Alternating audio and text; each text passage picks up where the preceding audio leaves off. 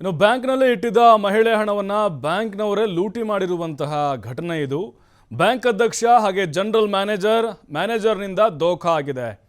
ನೋಡಿ, ಬ್ಯಾಂಕ್ ನಾವು ಸೇಫ್ಟಿ ಅಂತ ಅಂದ್ಕೊಳ್ತೀವಿ, ಅಲ್ಲಿ ನಮ್ಮ ಸೇವಿಂಗ್ಸು ಅಥವಾ ನಾವು ಆಭರಣವನ್ನು ಅಂದರೆ ಚಿನ್ನವನ್ನು ಅಡ ಇಡ್ತೀವಿ. ಆದರೆ ಅದು ಎಷ್ಟರ ಮಟ್ಟಿಗೆ ಸೇಫ್ ಆಗಿದೆ ಅನ್ನೋದು ಬಹಳ ಮುಖ್ಯ ಆಗುತ್ತೆ.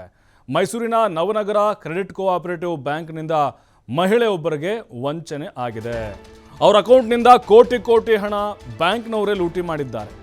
ಯಾವ ಬ್ಯಾಂಕ್ನಲ್ಲಿ ಇವರು ಹಣವನ್ನು ಇಟ್ಟಿದ್ರು ಅದೇ ಬ್ಯಾಂಕ್ನವರು ಕೊಳ್ಳೆ ಹೊಡೆದಿದ್ದಾರೆ. ಬ್ಯಾಂಕ್ ಅಧ್ಯಕ್ಷ, ಜನರಲ್ ಮ್ಯಾನೇಜರು ಮತ್ತು ಮ್ಯಾನೇಜರ್ ಕೇಳಿದ್ರೆ ಸಬೂಬ್ ಹೇಳ್ತಾ ಇದ್ದಾರೆ 4 ವರ್ಷಗಳಿಂದ. ನೋಡಿ, ಜನರು ಎಚ್ಚೆತ್ತುಕೊಳ್ಬೇಕು, ಯಾವ ಬ್ಯಾಂಕ್ ಸೇಫು ಅಂಥೇಳಿ ಆಯ್ಕೆ ಮಾಡಿಕೊಳ್ಳುವಾಗ. ರಾಷ್ಟ್ರೀಕೃತ ಬ್ಯಾಂಕು, ಕೋಆಪರೇಟಿವ್ ಬ್ಯಾಂಕು ಅಂಥೇಳಿ, ಸಹಕಾರ ಬ್ಯಾಂಕು. ಈಗ FIR ಆಗಿದೆ ಬ್ಯಾಂಕ್ ಅಧ್ಯಕ್ಷ, ಜನರಲ್ ಮ್ಯಾನೇಜರ್ ಮತ್ತು ಮ್ಯಾನೇಜರ್ ವಿರುದ್ಧ. ವಿಜಯನಗರ ಠಾಣೆಯಲ್ಲಿ ಸುನಿತಾ ಎಂಬುವರು ದೂರಿನ ಮೇರೆಗೆ FIR ಆಗಿದೆ.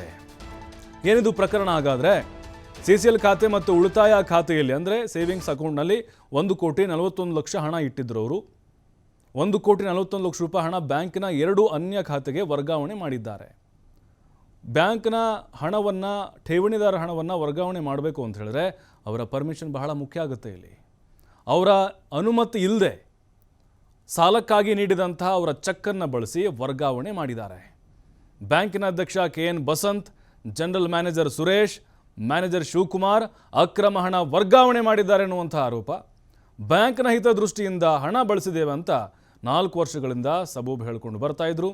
ಈಗ FIR ದಾಖಲಾಗಿದೆ.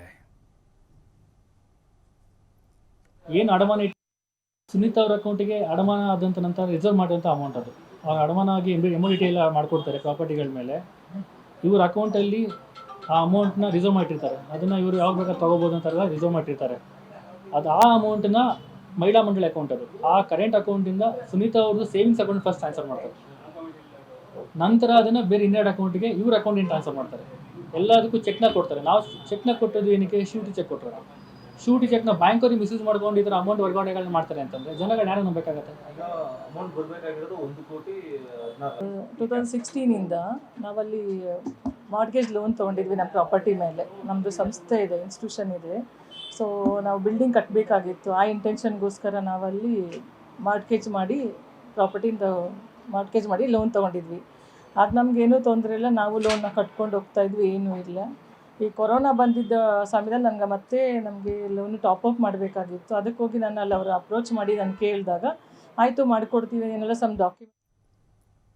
ಮತ್ತಷ್ಟು ಮಾಹಿತಿ ಪುನೀತ್ ನೀಡ್ತಾರೆ ನೇರ ಸಂಪರ್ಕದಲ್ಲಿ. ಪುನೀತ್, ನಮ್ಮ ಒಂದು ಉಳಿತಾಯದ ಹಣ ಅಥವಾ ನಮ್ಮ ಚಿನ್ನವನ್ನು ಬ್ಯಾಂಕ್ನಲ್ಲಿ ಇಟ್ಟರೆ ಸೇಫ್ ಆಗಿರುತ್ತೆ ಅಂಥೇಳಿ ಒಂದು ಸೇಫ್ಟಿ ರೀತಿಯಲ್ಲಿ ಬ್ಯಾಂಕ್ಗಳಲ್ಲಿ ಇಡ್ತಾರೆ ನಮ್ಮ ಜನ ಬಹಳ ನಂಬಿಕೆಯಿಂದ. ಆದರೆ ಬ್ಯಾಂಕ್ಗಳು ಕೂಡ ಸೇಫ್ ಅಲ್ಲ ಅನ್ನೋದಕ್ಕೆ ಈ ಘಟನೆ ಕಾರಣ ಆಗುತ್ತಾ ಇದೆ. ಈ ಪ್ರಕರಣ ಹೇಗೆ ಬೆಳಕಿಗೆ ಬಂತು ಅನ್ನೋದು?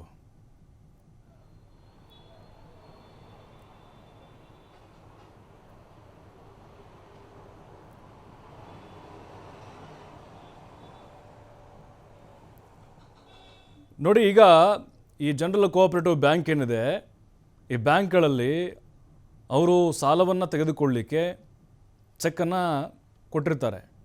ಆ ಚೆಕ್ಕನ್ನು ಇವರು ದುರ್ಬಳಕೆಯನ್ನು ಮಾಡಿಕೊಂಡು ಅವರ ಅನ್ಯ ಖಾತೆಗಳಿಗೆ, ಅವರ ಬ್ಯಾಂಕ್ನ ಅನ್ಯ ಖಾತೆಗಳಿಗೆ ಜಮಾವಣೆ ಮಾಡಿರ್ತಾರೆ ಅಕ್ರಮವಾಗಿ.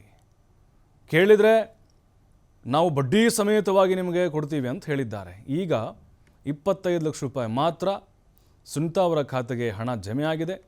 ಇನ್ನು 1,16,00,000 ರೂಪಾಯಿ ಕೊಡದೆ ಬ್ಯಾಂಕ್ನ ಅಧ್ಯಕ್ಷ, ಮ್ಯಾನೇಜರ್ ಎಲ್ಲರೂ ಸತಾಯಿಸ್ಕೊಂಡು ಬರ್ತಾಯಿದ್ರು.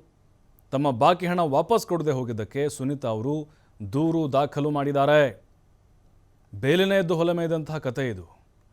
ಯಾಕಂದರೆ ಇತ್ತೀಚೆಗೆ ನೋಡ್ತಾ ಇದ್ದೀವಿ, ಈ ಕೆಲವು ಕೋಆಪರೇಟಿವ್ ಬ್ಯಾಂಕ್ಗಳೇನಿದ್ದಾವೆ ಜನರಿಂದ ಹಣವನ್ನು ತುಂಬಿಸ್ಕೊಂಡು ವಂಚನೆ ಮಾಡ್ತಾ ಇರೋದು ಜಾಸ್ತಿ ಆಗ್ತಿದೆ.